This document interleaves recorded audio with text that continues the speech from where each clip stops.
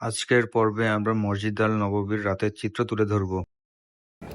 মসজিদ আল-নববী ইসলামের দ্বিতীয় বৃহত্তম মসজিদ।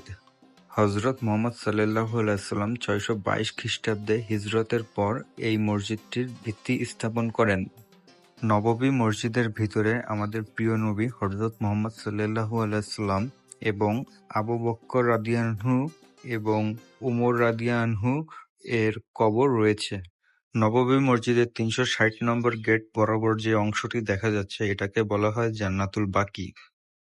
জান্নাতুল বাকি সম্পর্কে আমরা অন্য একটি ভিডিওতে বিস্তারিত আলোচনা করব। চলুন আমরা উপভোগ করি মসজিদ আল-নববীর কিছু অংশ।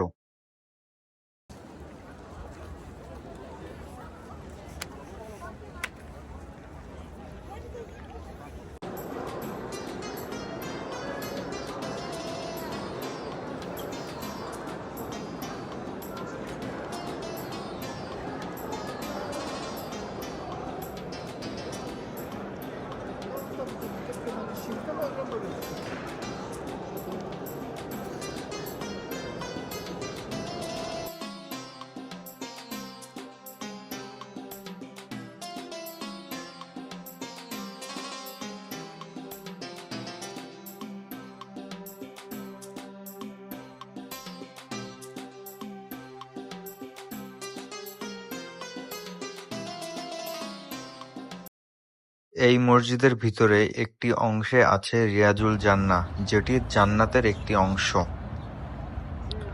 প্রতিদিন হাজার হাজার মুসল্লি এই মসজিদে নামাজ পড়তে আসে। এটি ইসলামের বৃহত্তম একটি তীর্থস্থান। মসজিদ আল-নববীর অনেক ফজিলত রয়েছে।